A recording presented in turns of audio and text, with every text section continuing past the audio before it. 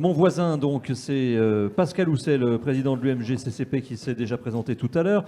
À ses côtés, Jean-Claude Rancurel, qui s'est présenté aussi tout à l'heure, qui est donc le président de l'Union nationale artisanale des couvertures, plomberie, chauffagistes et à la CAPEB. Didier Roustan.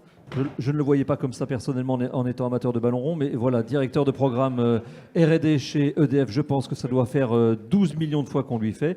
Brice Fèvre, directeur marché grand public GRDF, et le dernier, c'est Arnaud Kotzmann, le secrétaire de la FPAC, qui nous fera une sorte de synthèse et nous donner les points de vue, évidemment, de l'Association française de la pompe à chaleur. Alors, messieurs, voilà, vous savez comment nous sommes, êtres humains. Nous ne sommes pas des machines, contrairement à ce que disait tout à l'heure Jean-Marc Jancovici. Si je l'appelle Jean-Claude, il ne va pas aimer. Alors, je vais remettre le slide, parce qu'il n'y a pas de slide intermédiaire. Je vois que Valérie me demande un slide intermédiaire. On va mettre un slide intermédiaire pour voir qui que c'est qu'on a sur scène. Voilà, ils sont là. Parfait.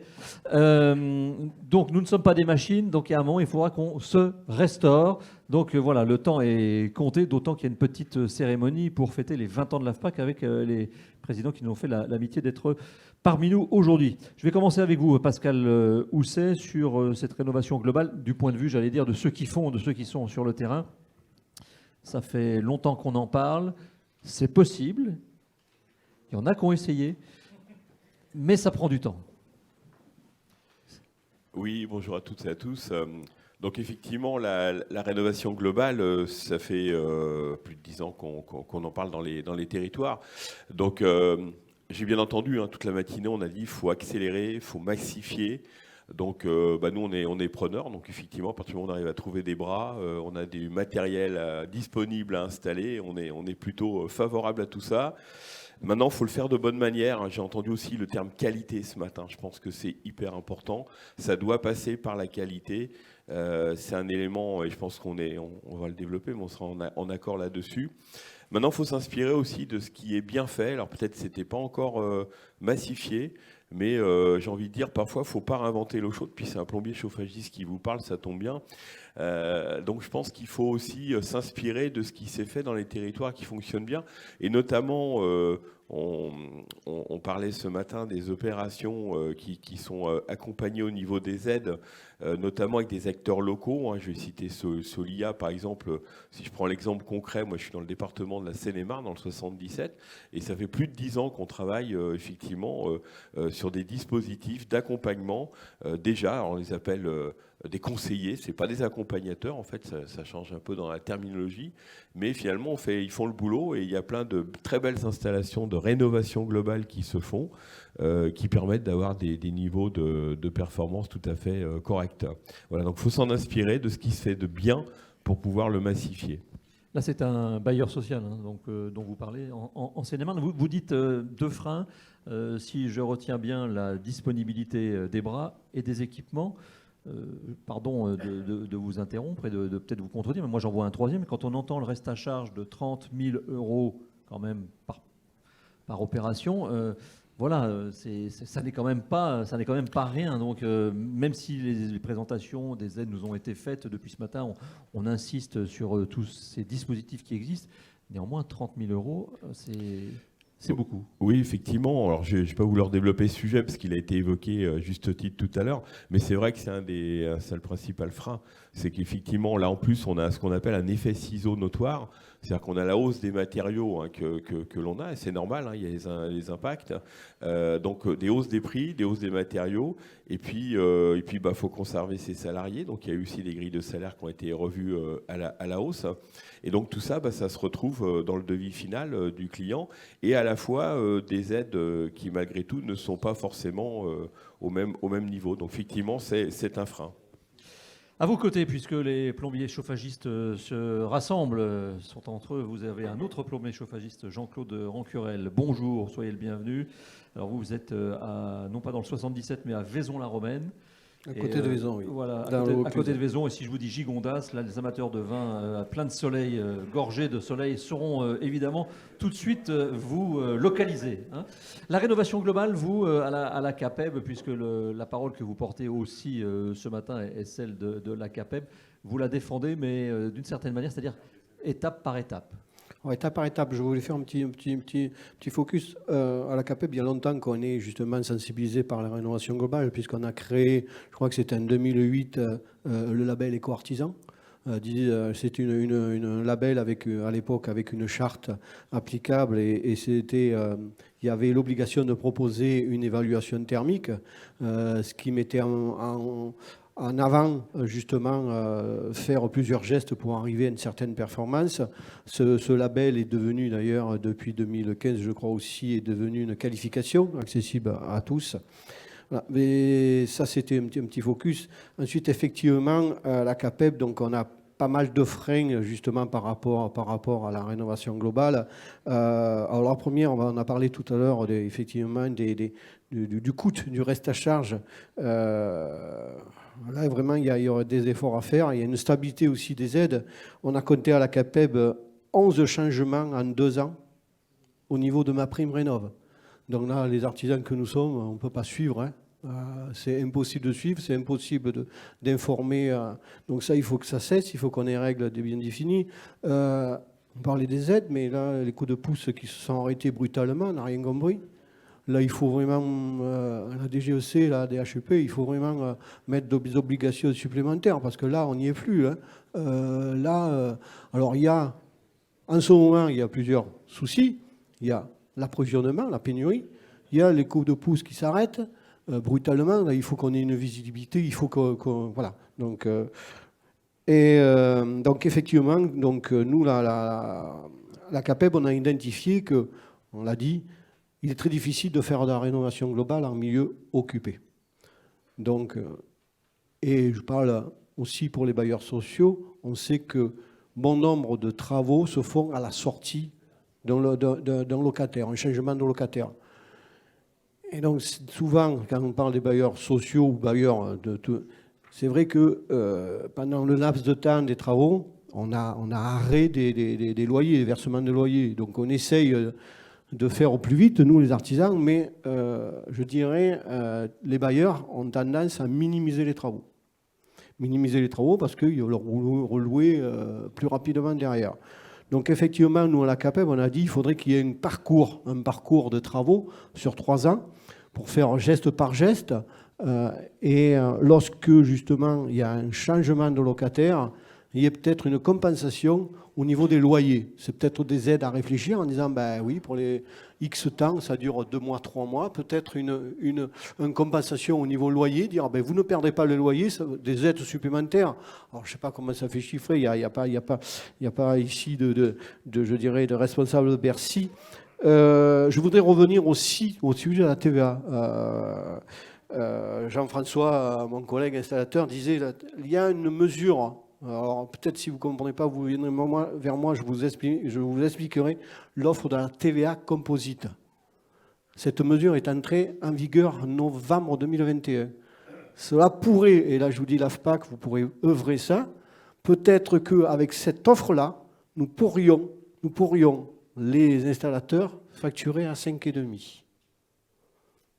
C'est compliqué, il n'y a pas de responsable de Bercy peut nous expliquer ce que ça peut être. Si vous voulez, je peux vous expliquer en 2 mots.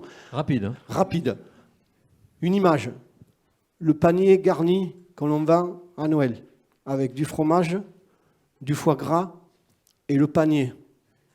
D'accord. Donc, là, on voit bien. Le panier, le foie gras, les fruits et légumes ont 3 TVA différentes. Sauf, comme c'est de l'alimentaire, c'est la TVA la plus basse qui marche.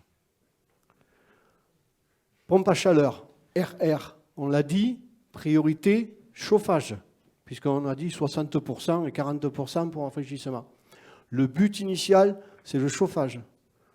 Donc, interrogeons au sein de l'AFPAC peut-être Bercy en disant, est-ce que cette mesure pourrait rentrer dans le cadre, bien entendu, des travaux de qualité, encore une fois, hein, on ne met pas une pompe à chaleur de 1,5 kg alors qu'il en faudrait, attention, faire bien les choses. Pourquoi pas cette solution de l'offre TVA composite qui a été rentrée en vigueur en automne 2021 ne pourrait pas rentrer dans ce cadre-là.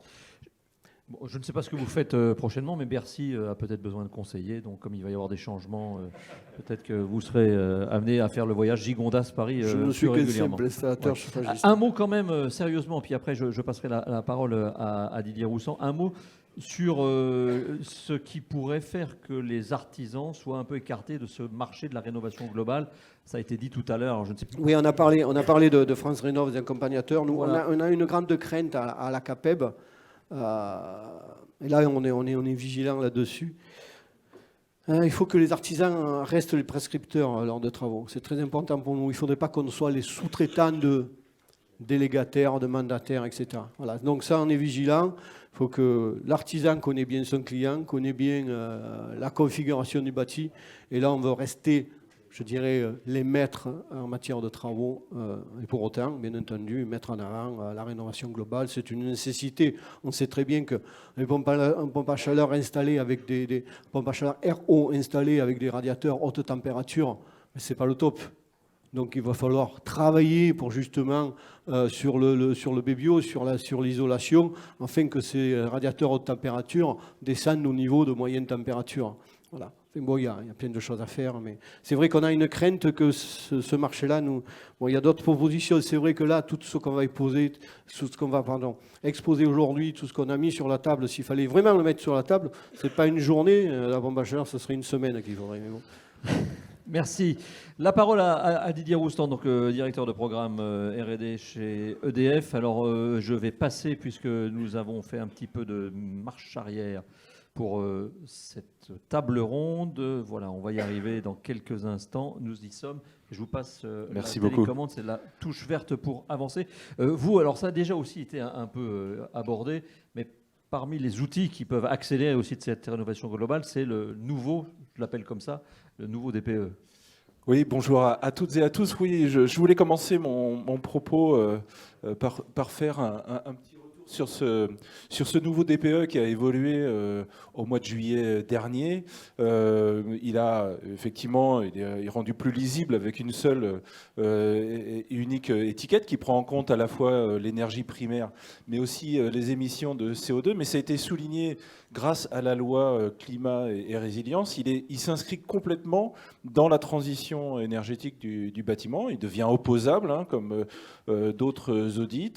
Il fixe un cadre et des niveaux de performance et surtout des objectifs qui sont fixés, notamment, ça a été évoqué, sur la rénovation performante qui vise à atteindre les niveaux A et B dans les logements. Donc c'est vrai que c'est important de s'y référer. Nous, on a conduit en fait une étude technique sur un certain nombre de bouquets. On voit une dizaine là, de systèmes énergétiques différents et on a étudié sur un certain nombre de configurations architecturales en maison individuelle ou en logement collectif, quelles étaient les solutions qui permettaient d'atteindre justement ces niveaux de performance, de rénovation performante.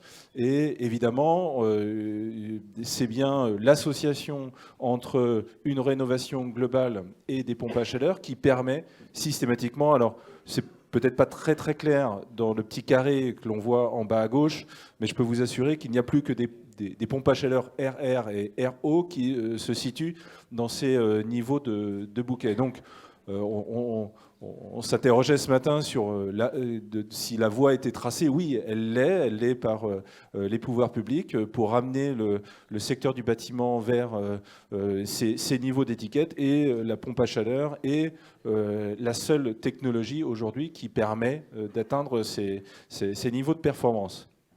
Alors, se pose la question, évidemment, du coût financier de ces opérations. Alors, on s'est livré à cet exercice, et c'est toujours un peu compliqué, Marc l'a évoqué sur le reste à charge, et vous aussi, vous l'avez évoqué. Mais bon, prenons cet exemple-là, déjà pour dire qu'il y a des accompagnements qui sont très incitatifs. Les C2E avec le coup de pouce rénovation globale, MaPrimeRénov', ça accompagne véritablement ces opérations de rénovation globale. Ce qu'il faut malgré tout noter, mais il y a eu un effort de fait pour rendre le système lisible et intelligible. Malgré tout, on voit que sur les objectifs qui sont fixés à chaque fois dans chaque dispositif, on n'est pas tout à fait sur la même référence. Quelquefois, on parle de gains en énergie primaire, d'autres fois en atteinte d'étiquette, mais tout ça va évoluer pour atteindre le niveau de rénovation performante. Et là, on a pris cet exemple, on aurait pu en prendre bien d'autres, d'une maison fuel là, qui est en étiquette G à 370 kWh en énergie primaire, et grâce à un bouquet de travaux, d'isolation, de retraitement de la ventilation, et puis évidemment de la mise en place d'une pompe à chaleur RO, on atteint l'étiquette B. Alors, effectivement, on annonce un montant de travaux de 36 000 euros. C'est une vision assez théorique, hein, bien sûr. Et sans doute, vous aurez beaucoup d'exemples qui vous montreront qu'on dépasse quelquefois, ou peut-être même souvent, ce montant. Mais voilà, ce qu'il faut regarder, c'est que pour un ménage très modeste, le cumul de l'ensemble de ces dispositifs permet d'atteindre un reste à charge de 10 000 euros. On est entre 10 000 et 20 000. On se rapproche effectivement du 30 000 qui a été cité tout à l'heure. Alors après, évidemment, on pourra débattre d'un reste à charge qui reste conséquent, y compris pour des ménages très modestes. Moi, je dirais qu'effectivement, ce ménage qui va se retrouver l'hiver prochain à avoir une facture de fuel de 4 000, 5 000 euros, effectivement, il faut remettre ça en regard. Il faut être en mesure de l'accompagner pour pouvoir sortir de cette situation qui va l'entraîner évidemment à restreindre énormément son confort. Donc voilà, donc un DPE qui est vraiment aujourd'hui inscrit dans cette trajectoire, qui est un outil extrêmement utile, et une solution pompe à chaleur qui est tout à fait inscrite dans cette trajectoire. Merci. Je vais vous demander d'appuyer sur la flèche verte, comme ça nous aurons à nouveau le nom de l'ensemble des participants. Merci. Et je passe la parole à Brice Fèvre, qui est à vos côtés. Et vous parliez de la pompe à chaleur comme outil, comme solution. Et tout à l'heure, on parlait de la pompe à chaleur hybride, de la bonne et de la mauvaise pompe à chaleur hybride, un peu sous le ton de la plaisanterie. Mais d'abord, sur la pompe à chaleur hybride, vous souhaitiez évidemment apporter... être le grand défenseur, l'ambassadeur d'une solution qui a du mal à décoller. On parle d'accélérer, mais là, elle a du mal à décoller. Et pourtant, elle peut être un outil dans cette transition énergétique. Bonjour à toutes et à tous. Effectivement, la pompe à chaleur hybride. Alors, je ne suis pas je ne suis pas le seul ambassadeur. Je pense que vous l'avez vu aujourd'hui, il y a beaucoup d'acteurs au sein de l'AFPAC qui se disent que cette technologie, elle crée clairement de la valeur pour un certain nombre d'opérations, que ce soit des fabricants, tous les représentants de la filière, que ce soit de la mise en œuvre ou de la maintenance. Alors c'est vrai qu'aujourd'hui, cette pompe à chaleur hybride, aujourd'hui on en a vendu 5000 ventes, donc ça reste un produit très discret, et pourtant on a beaucoup d'acteurs qui se disent que cette technologie a un vrai intérêt. Finalement, la pompe à chaleur hybride, c'est l'idée de se dire qu'on va aller chercher la meilleure énergie décarbonée du moment au meilleur moment, enfin la meilleure énergie au meilleur moment, voilà. Et le principe, c'est de se dire que finalement, pendant 70% du temps, on va fonctionner avec une pompe à chaleur électrique, et lorsqu'il fait particulièrement froid, à partir de certaines températures, on va basculer sur un appoint thermique. Et ce qui est intéressant de cette façon, c'est que cet appoint thermique, il va fonctionner au moment même où malheureusement le parc de production électrique, il est moins décarboné qu'il l'est dans le temps normal. Malheureusement, et je dis bien malheureusement, notre capacité de production nucléaire a quand même pas mal baissé ces dernières années. Le thermicien qui vous parle est quand même un peu dévasté de voir qu'on a fait tourner les centrales à charbon et les centrales à gaz pour produire cette électricité. Autant utiliser du gaz en appoint pour réussir ce sujet. Ce qui fait qu'au final, la pompe à chaleur hybride, elle a les mêmes bénéfices environnementaux, les mêmes bénéfices énergétiques que la pompe à chaleur électrique, et avec presque même un avantage supplémentaire, c'est qu'elle va permettre de soutenir cette problématique de pointe électrique. Et d'ailleurs, on pourrait même dire que la capacité d'effacement de la PAC hybride n'est pas valorisée à la hauteur du service rendu. Donc ça, c'est d'un point de vue énergétique.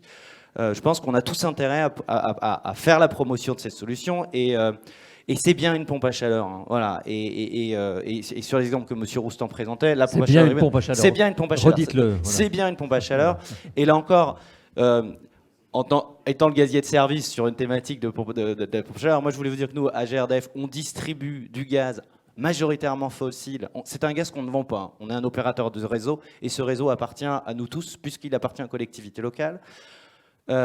J'ai été très heureux d'entendre les propos de M. David ou même les propos de Mme Goubermillot en insistant sur le fait que la clé, ce sera la complémentarité des énergies. Soyez sûr que nous, notre finalité, c'est bien d'accompagner l'efficacité énergétique et développer les gaz renouvelables pour qu'en 2050, il y aura beaucoup moins de gaz, on est d'accord. Il y aura peut-être un peu moins de clients, mais encore une majorité de clients seront chauffés au gaz avec du gaz renouvelable. Et une des technologies pour y arriver, c'est clairement la pompe à chaleur hybride en maison. Alors, on pourrait se dire, c'est peut-être une solution de transition, cette pompe à chaleur hybride. Ben, en fait, quand on regarde les scénarios prospectifs, RTE, ADEME et d'autres, le Shift Project, il nous annonce effectivement qu'il y a besoin de développer ces pompes à chaleur hybrides. Ne reprenons que le scénario RTE. RTE dit, en 2050, sur les 12 ou 13 millions de pompes à chaleur hein, qu'on évoquait juste avant, je crois que c'est M. Caron qui l'évoquait, M. Sanchot, on a besoin de 2,5 millions de pompes à chaleur hybrides. Donc 2,5 millions de pompes à chaleur hybrides, c'est presque 100 000 par an. Donc là encore, l'idée, c'est surtout pas d'opposer les technologies entre elles. L'urgence est suffisamment importante qu'on se retrousse les manches tous ensemble et qu'on joue tous ensemble dans l'équipe de la transition énergétique et l'équipe des énergies et réussir à faire décoller cette technologie parce qu'on en va en avoir besoin. Et je pense que nos confrères électriciens, s'ils, dans leur scénario, ils proposent des pompes à chaleur hybrides, c'est qu'il y a bien un problème de bouclage du système énergétique français. En fait, l'intérêt de la pompe à chaleur hybride, c'est que ça va nous permettre d'éviter d'investir massivement, ou en tous les cas d'investir de réduire nos investissements sur la production électrique. Il y a des investissements massifs à faire, c'est le cœur du débat de la présidence actuelle, et il va falloir investir dans des moyens supplémentaires de décarbonation. Évitons peut-être de réinvestir sur encore une ou deux centrales, et plutôt s'appuyer sur un gaz aujourd'hui qui devient de plus en plus vert. Et donc en 2050, il faut vraiment aller chercher ces 2,5 millions de pompes à chaleur hybrides. Merci beaucoup Brice Febvre, persuadé, et évidemment j'espère que vous avez embarqué avec vous toute la salle. Arnaud Kotzmann, dur job qui est le vôtre, vous allez un peu apporter quelques mots de conclusion avec les positions. Je rappelle que vous êtes secrétaire de l'AFPAC, donc les positions de l'AFPAC. Vous partagez un certain nombre de points, et évidemment, notamment celui de l'accélération, mais il y a aussi quelques freins.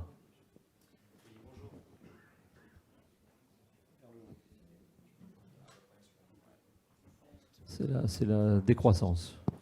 Voilà. Monsieur le secrétaire. Vous l'avez. Il y en a. Vous m'entendez ? Oui. Ça marche. Ouais. Bonjour à toutes et à tous. Donc effectivement, décroissance, on a gagné 20% sur les micros. C'est déjà pas mal. Moi, ce que je voulais commencer déjà par faire un petit rappel de ce qu'est la raison d'être de l'AFPAC.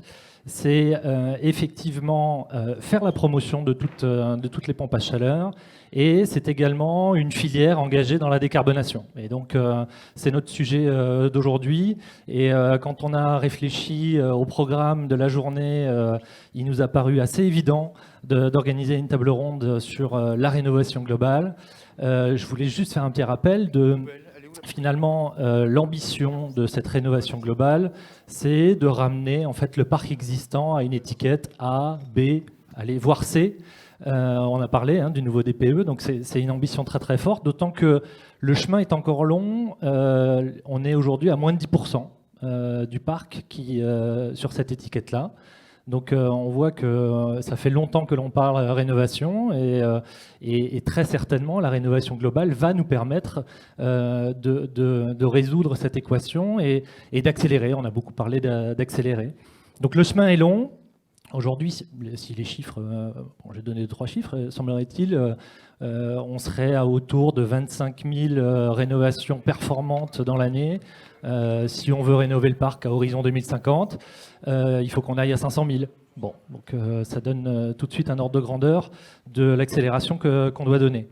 Alors on a beaucoup parlé aussi de la rénovation globale, c'est l'idéal, de le faire en une fois.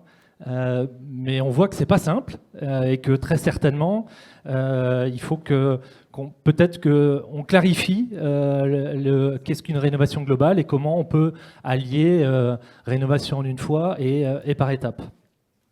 la loi climat et résilience a donné un outil qui est Didier Roustan l'a très bien présenté sur qui est le DPE, qui nous permet quand même d'avoir un signal très clair de où en est mon bâtiment et où est-ce que je peux aller avec une rénovation globale.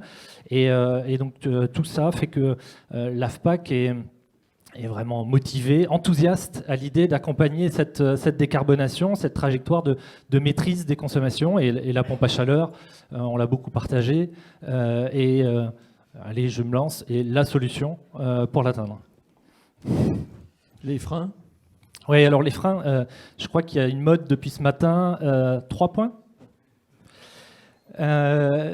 Donc, en 3 points, il y a un paramètre financier, on en a beaucoup parlé, le reste à charge, on l'a dit, rénovation globale, c'est l'idéal, mais c'est très cher. On a quand même un sujet de comment on peut accompagner ce coût important. Il y a déjà beaucoup de choses qui sont faites en termes d'incitation. La PAC aide et contribue à réduire le reste à charge, notamment par le fait qu'elle réduit fortement les coûts, les factures mensuelles. Et donc, par rapport à ça, déjà, on se réjouit que l'ensemble des incitations financières soient de plus en plus fléchées sur la PAC. De ce point de vue-là, c'est plutôt très positif. Le deuxième point, il est réglementaire. On l'a un peu abordé. Il faut qu'on aide les ménages à prendre leurs décisions, à aller vers la rénovation. Là aussi, on a évoqué la sortie du fioul. Bon, elle est réglementaire, la sortie, mais je pense que il y a aussi, on a évoqué. Moi, j'évoquerais les rénovations dans les logements collectifs, où on parle d'interdiction des bailleurs à louer des passoires énergétiques, mais dans un logement collectif, c'est tout le bâtiment qui est concerné. Et donc, je connais très peu de logements où il n'y a que des bailleurs, et donc il y a aussi des propriétaires. Et donc, il faut qu'on arrive à trouver le chemin pour que tout le monde ait cette ambition et cette prise de décision dans le logement collectif vers une rénovation globale. Et le dernier point, il est opérationnel. Pascal et Jean-Claude l'ont évoqué. C'est le comment on s'organise pour réaliser cette rénovation globale. Voilà. Donc je pense que c'est les 3 freins de la rénovation globale.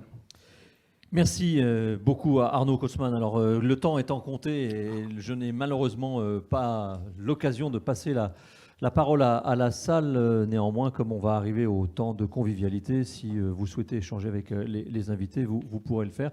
Je propose qu'on remercie chaleureusement les 3 plus 5, les 8 participants, s'il vous plaît.